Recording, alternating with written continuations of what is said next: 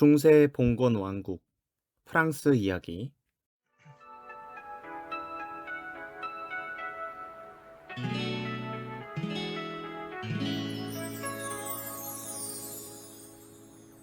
이거 세상에서 제일 귀한 역사 수업 들려줄 테니 재밌게 들어줘. 오프닝송이 이제 곧 끝나가니까는 집중한다 나랑 약속해줘요. 이건 세상에서 제일 귀한 역사 수업 들려줄 테니 재밌게 들어줘. 우철쌤의 역사 콘서트. 프랑크 왕국의 샤르마뉴 대제가 사망하고 루이 경건왕이 즉위합니다. 이후 840년에 루이 경건왕이 사망하자 루이 경건왕 아들 3명이 프랑크 왕국을 나눠 갔습니다. 그것이 843년에 체결된 베르댕 조약입니다. 서프랑크를 까롤루스 2세의 별칭 대머리왕 찰스가 가지고요. 중프랑크를 로타르 1세가 가집니다. 로타르 왕국이라고도 해요. 동프랑크를 까를루스 3세가 가지고 이후 루드비 4세, 별칭 루이 독일 왕이 가집니다. 이후 서프랑크는 프랑스의 시작이 되었고 중프랑크는 이탈리아의 시작, 동프랑크는 독일의 시작이 됩니다. 이후 중프랑크를 다스리던 로타르 1세가 사망하자 서프랑크의 왕과 동프랑크의 왕이 만나 870년에 메르센 조약을 체결합니다. 메르센 조약에 의하면 갈리아 지방을 분할하여 동프랑크와 서프랑크가 각각 나눠 갖고 이탈리아 중부 북부 지역은 루이 2세가 담당하며 이 국가를 이탈리아 왕국이라고 했죠. 그렇게 유럽 3국, 서프랑크는 프랑스로, 이탈리아 왕국은 이탈리아로, 동프랑크는 독일로 나아가기 시작했죠.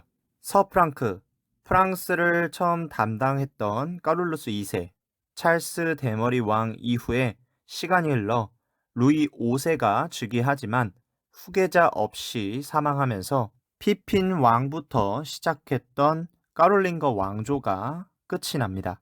이런 상황 속에서 노르만족이 프랑스를 침입하여 부르마니우 북부 지역을 차지하여 이 지역을 노르망디라고 부르기 시작했죠. 이러한 상황 속에서 프랑스는 새로운 왕이 필요함을 느꼈죠. 그래서 프랑스 전국 회의를 개최하여 새로운 프랑스 왕을 결정하기로 합니다. 이 회의에 봉건 귀족과 고위 성직자들이 참여하여 위그 카페를 왕으로 결정하죠. 그렇게 카페라는 이름을 따 987년에 카페 왕조 시대가 시작됩니다. 카페 왕조는 약 350년 동안 왕조가 유지되었는데 카페 왕조가 이렇게 오랫동안 왕조를 유지할 수 있었던 이유는 교회의 지지를 받았고 대제후들이 국가라는 울타리가 필요하여 왕이 계속 존재하기를 원했기 때문입니다. 게다가 왕위 세습에 있어서 아들이라는 후계자를 계속 낳아야 했는데 카페 왕조는 350년 동안 끊기지 않고 후계자를 낳았기 때문에 가능했습니다. 프랑스 카페 왕조의 초기 형태는 대제후들의 느슨한 연합체입니다. 강력한 왕 아래에 대제후들이 신하가 되는 것이 아니라 대제후들이 왕에게 충성하는 대신 왕은 대제후들이 가진 영토에서의 권력을 인정해주는 형식이었습니다. 따라서 프랑스 카페 왕조의 국가 초기 형태는 왕이 있는 중앙에 권력이 모인 것이 아니라 지방에 있는 대제후들이 각자의 영토에서 권력을 행사하는 지방 분권형 국가였다라는 것입니다. 이 말은 무엇일까요? 중앙, 즉 왕에게 권력이 모이지 않고 지방 제후들의 권력에 의해서 프랑스라는 나라가 유지됐다. 왕의 힘이 그렇게까지 강한 게 아니었다라는 걸 알 수 있는 것입니다. 따라서 프랑스 왕이 무언가를 하기 위해서는 대제후들의 동의가 필요했습니다. 우리가 생각하는 왕이라는 개념처럼 왕이 하고 싶다고 해서 막 하고 이것도 하고 저것도 하고 이것이 아니라 프랑스라는 나라에서 무언가를 하기 위해선 지방에 있는 대제후들의 동의나 회의가 또는 협의가 필요했다라는 것이죠. 권력의 차이 알겠죠? 그러면 그렇게 권력이 많은 대제후들은 자기들끼리 살아도 되는데 왜 왕을 필요로 했을까요? 이렇게 나누어 봅시다. 왕이 없을 때는 프랑스라는 울타리가 없다라는 뜻이고, 그 말은 대제후들의 나라만 있다. 즉, 지방에 독립된 작은 나라들로만 있다라는 뜻이 되겠습니다. 왕이 없으니까 프랑스라는 울타리도 없겠죠. 그러니까 덩그러니 작은 대제후들의 나라 또는 영토만 남아있게 되는 겁니다. 그러면 주변의 큰 나라들이 그 작은 대제후들의 영토를 침입하거나 공격할 가능성이 높아집니다. 반면에 왕이 있다라는 것은, 왕이란 무엇이죠? 어떠한 나라를 대표하거나 그 나라를 다스리는 사람을 얘기하죠. 즉, 왕이 있다라는 것은 국가가 있다라는 것이고, 여기서 국가란 이 작은 대제후들의 나라를 지켜줄 수 있는 큰 울타리 역할을 한다라는 것입니다. 따라서 왕을 두게 되면 대제후들이 그 왕에게 충성을 맹세하지만 보호를 받을 수 있다는 장점이 있기 때문에 대제후들은 카페 왕조라는 새로운 왕을 세우게 된 것이죠. 여기에 적용된 것이 바로 봉건제라는 것입니다. 대제후들은 왕에게 충성을 맹세하는 대신 왕은 그 대제후들의 영토를 수여하는 형태로 그 권력, 그 지배권을 인정해 주는 것입니다. 또한 이 대제후들이 공격을 받을 시에 보호해야 할 의무도 지게 되는 것입니다. 그래서 당시 이러한 지방 분권형 국가들은 유럽에 꽤 많았고, 이것을 유지하고 이 나라의 보호를 받기 위해서 봉건제가 성행하게 된 것입니다. 본격적으로 이 이야기를 다루기 전에 카페 왕조 특징을 좀 봅시다. 카페 왕조는 백작 지위를 세습화했습니다. 이로써 봉건제 아래에 봉건 제후들이 성장하게 됐죠. 백작이라는 것은 제후, 귀족들의 계급을 의미합니다. 그 다음 왕의 첫째 아들을 왕의 협력자로 지명하고 이후에 후계자로 삼습니다. 왕이 세습을 했다라는 특징이고, 다음 영토 지배에 대한 체제를 보면요.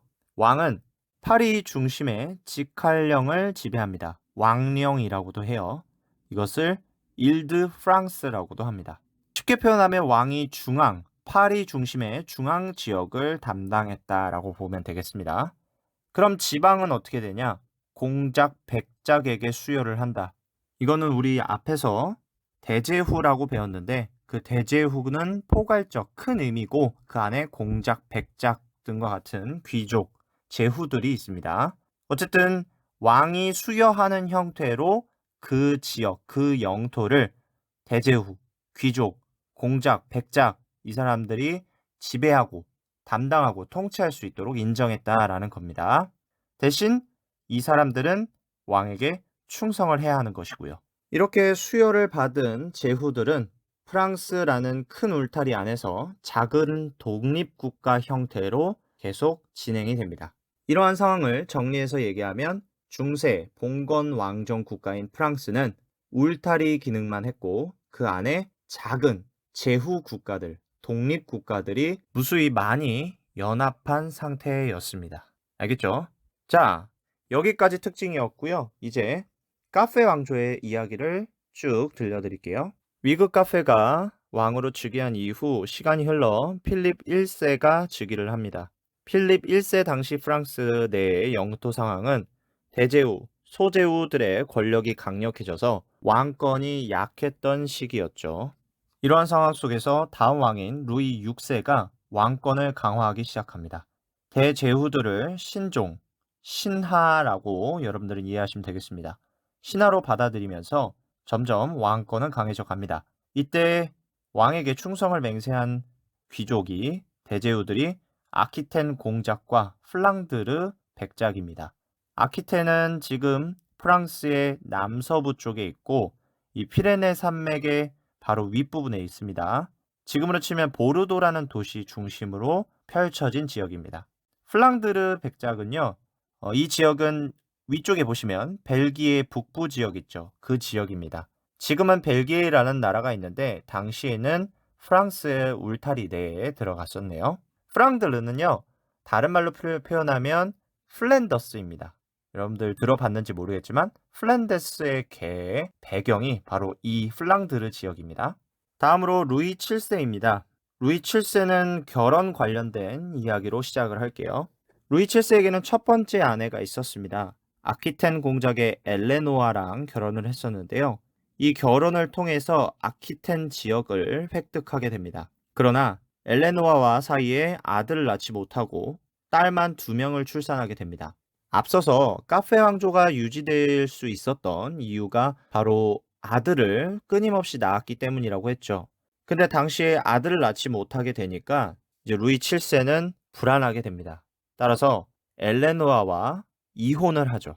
엘레노아는 아들을 낳지 못했다는 이유로 이혼을 당하게 된 것이고요. 여기서 TMI 하나 알고 갈까요?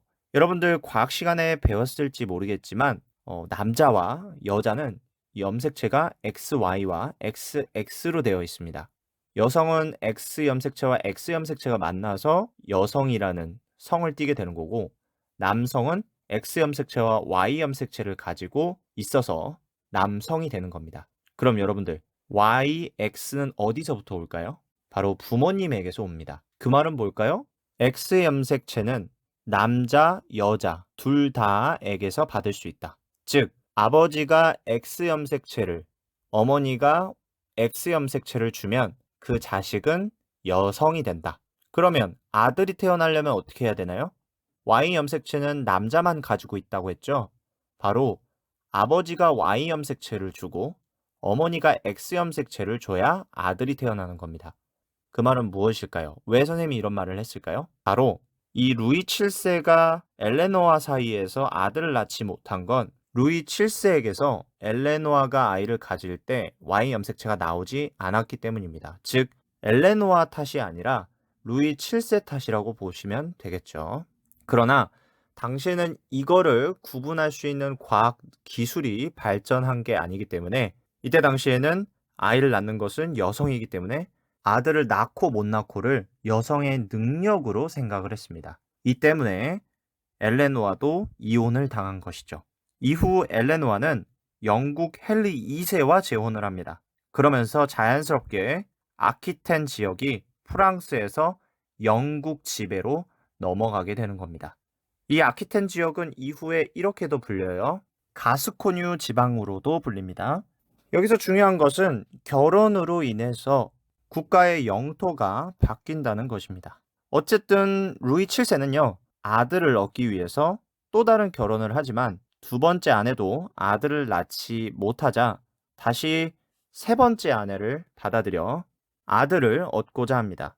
이 세 번째 아내에게서 드디어 아들이 태어나고 이 아들은 이후 왕이 되는 필립 2세가 되겠습니다.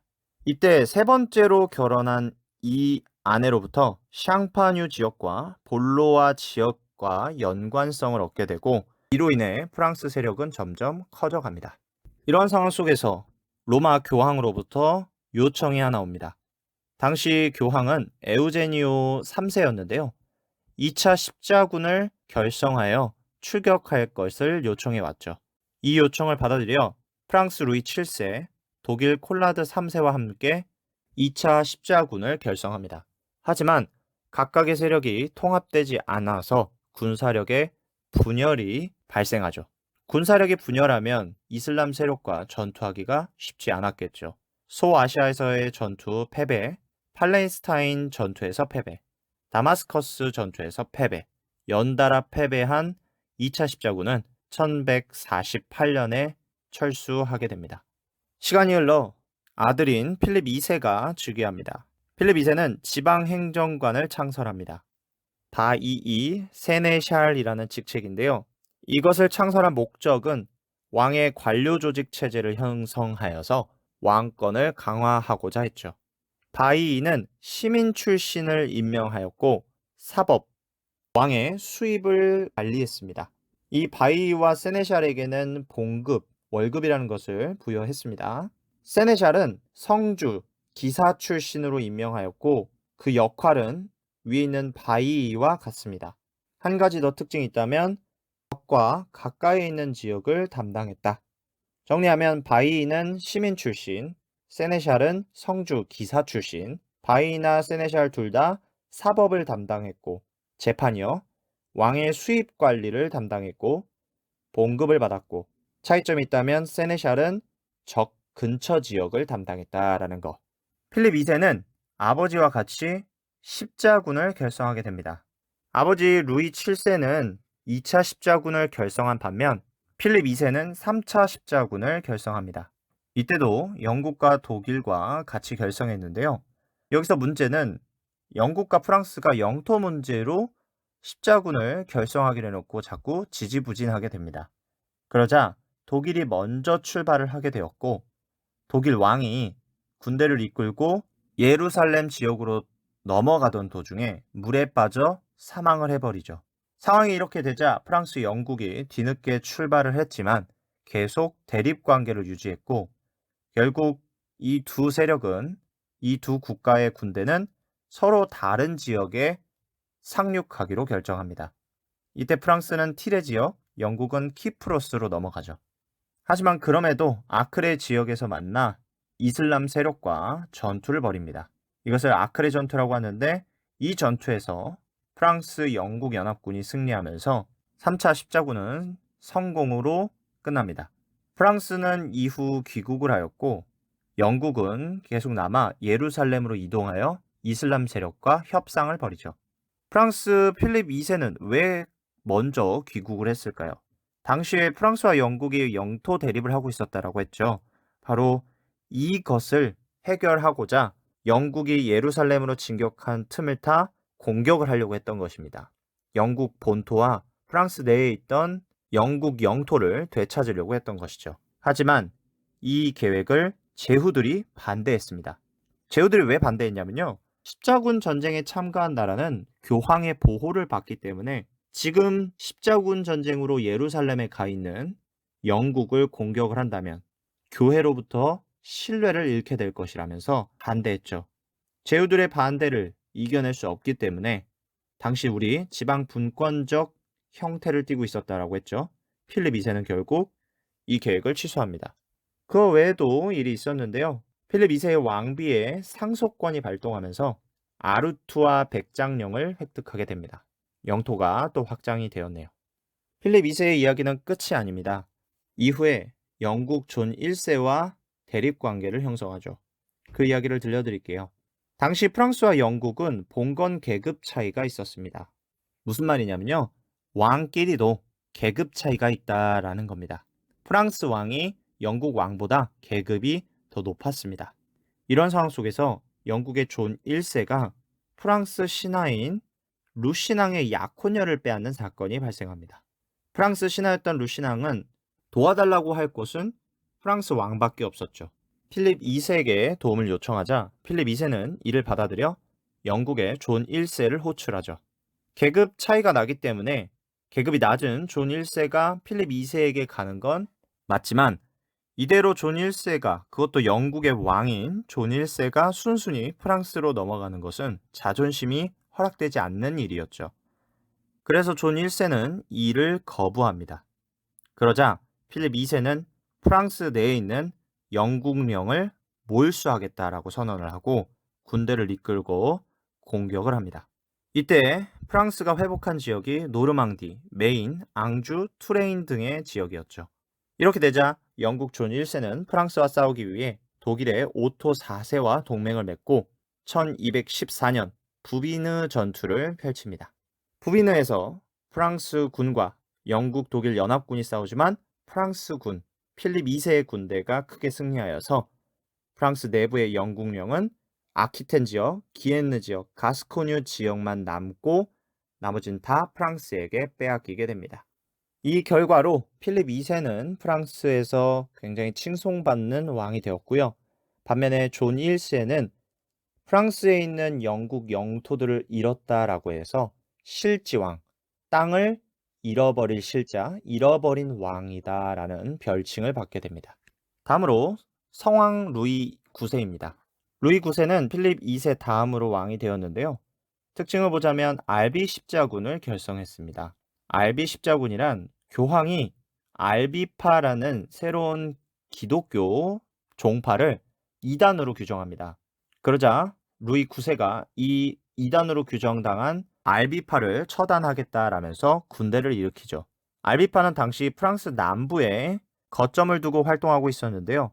이 남부 지역에 있는 알비파 세력을 공격하여서 교황의 지지를 얻고 또한 이 남부 지역의 귀족을 몰락시켜 왕권을 강화하게 됩니다. 또한 지방에 감찰관을 파견하여서 앞서 설치되었던 지방행정관 바이 세네샬들을 감독하게 합니다. 아무래도 재판권을 갖고 있다 보니 바이 세네샬이 부정부패를 저지를 수 있기 때문에 이것을 감찰하고자 하죠. 다음으로 파리 고등법원을 설치하여서 중앙에 왕이 있는 곳에서의 사법권을 강화합니다. 자, 여러분들, 왜 루이 9세는 앞에 별칭으로 성왕이라는 이름을 받았을까요? 그건 십자군과 관련이 있습니다.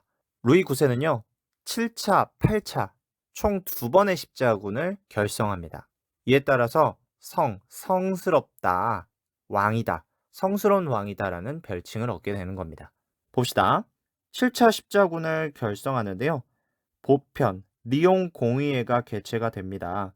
여기서 교황 이노센트 4세가 성지 예루살렘을 회복해 달라고 요청을 하죠. 이에 따라서 루이 9세가 7차 십자군을 결성합니다.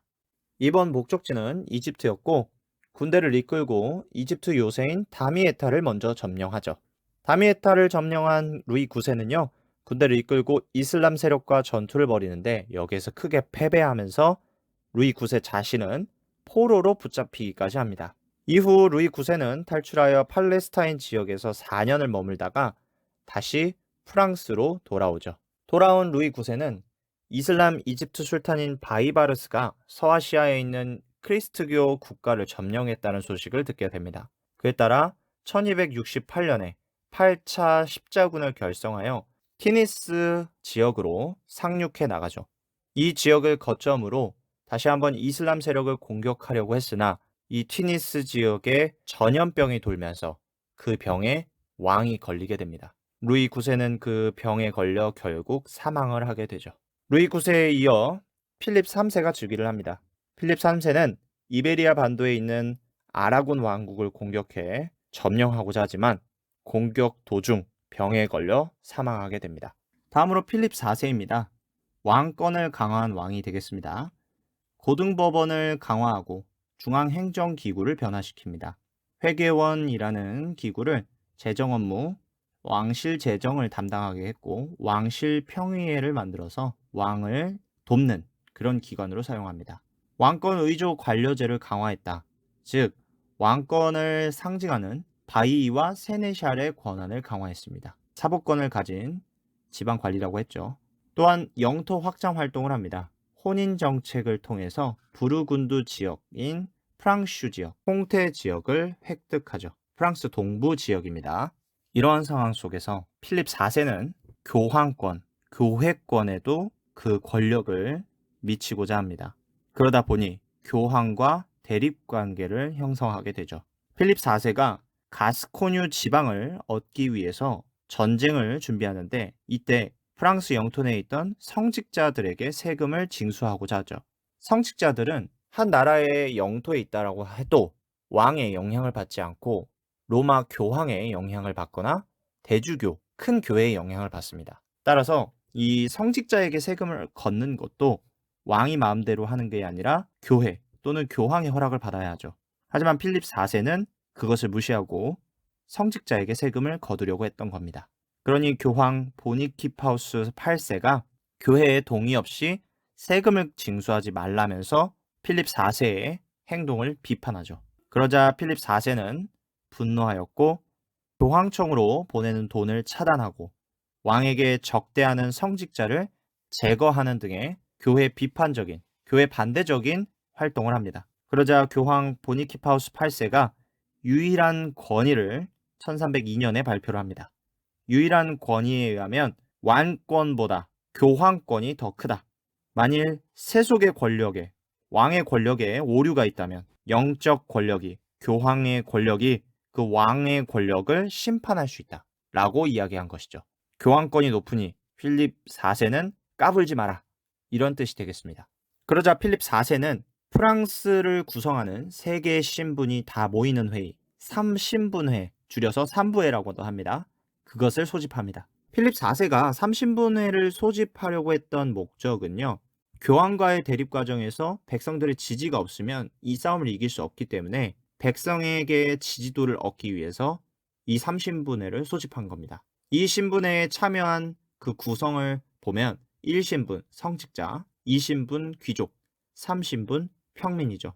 3신분의 초기 모습은 이렇게 왕권을 지지하거나 왕의 의견, 활동을 지지하는 세력으로 구성이 되었는데 이후 세금을 거둔다든지 나라의 운영에 있어서 회의를 한다든지 협상을 한다든지 이런 이유로 열리게 됩니다. 이 필립 4세 때 처음 3신분회가 소집이 되었다. 기억해 주시면 되고 이 3신분회, 당시 소집되었던 이 회의의 한계점은 전국의 신분을 전부 대표하지 못했다라는 겁니다. 따라서 전국에 있는 프랑스 백성들을 모두 통합한 것이 아니다. 또 다른 한계점으로 프랑스 북부 지방의 상업 도시인 플랑드르, 샹파뉴 지역 등을 중심으로만 소집을 했습니다. 프랑스 남부 지방의 도시들에서는 소집을 하지 않았죠. 그게 이제 당시에 상업이 굉장히 많이 발달하면서 플랑드르와 샹파뉴가 성장했기 때문에 그리고 프랑스라는 나라에 큰 영향을 끼쳤기 때문에 그랬다라는 의견도 있지만 어쨌든 이러한 북부와 남부가 차별을 받았다라는 점에서 한계점이라고 볼 수 있겠습니다. 남부 지방은 자기들만의 3부회, 3신분회를 창설을 따로 합니다. 랑그도크 3부회라고도 하죠. 어쨌든 다시 와서 3신분회를 통해서 왕을 지지하게끔 만든 필립 4세는 1303년에 아나니 사건을 일으킵니다. 노가레의 윌리엄에게 교황을 납치하라고 명령했고 이 윌리엄은 아나니에 머물고 있는 교황을 습격하여 납치해 가죠. 보니키파우스 8세가 윌리엄으로부터 납치를 당하자 교황 자리는 비게 되었고 그 비어있는 자리에 새 교황으로 클레멘스 5세를 즉위시킵니다. 클레멘스 5세는 친프랑스적인 사람이었죠. 또한 추기경 대부분을 프랑스인으로 교체하여 교황을, 교회를 프랑스의 지배권 아래 두게 됐습니다. 그리고 이 교황을 로마에 두지 않고 프랑스 지역에 있는 아비뇽에 두게 하여서 교황청을 로마에서 프랑스 아비뇽으로 이동시킵니다. 이 사건을 아비뇽 유수라고 하죠. 유수가 원래 있던 지역을 벗어나 떠돌게 된다라는 뜻이 되겠습니다. 1309년부터 1377년, 약 70년 정도가 되겠네요. 또한 사원 기사단을 해체시켜 사원 기사단이 갖고 있던 프랑스 내부 소유 영토를 몰수하여서 프랑스 내부에서 교황, 교회를 지지하기보다 왕을 지지하게끔 만들기 시작했습니다. 교황권과 교회권이 프랑스 왕권 아래로 들어가 있던 시점에서 필립 4세는 사망하였고요. 그 다음으로 루이 10세가 즉위합니다. 첫째 아들이었는데 아들 없고 딸만 있는 상태에서 루이 10세가 죽자 둘째 아들이었던 필립 5세가 즉위합니다. 필립 5세 또한 아들 없고 딸이 있는 상황 속에서 죽게 되었고 결국 마지막 아들인 샤를 4세가 즉위를 합니다. 하지만 이 샤를 4세도 자식이 없는 상태에서 죽게 되면서 더 이상 카페 왕조의 후계자는 남아있지 않게 되었죠. 그러자 프랑스는 새로운 왕조, 새로운 왕이 필요했습니다. 결국 1328년 발루아 백작이었던 필립이 새로운 프랑스 왕으로 즉위하면서 그 백작의 이름을 따 발루아 왕조가 시작이 되었죠. 그 발루아 왕조의 첫 번째 왕 필립 6세가 되겠습니다. 자, 여기까지가 이번 프랑스 왕조의 이야기였습니다. 이후 프랑스 이야기는 나중에 계속되겠습니다. 우리는 다음 영상에서 다시 만나요. 바이바이.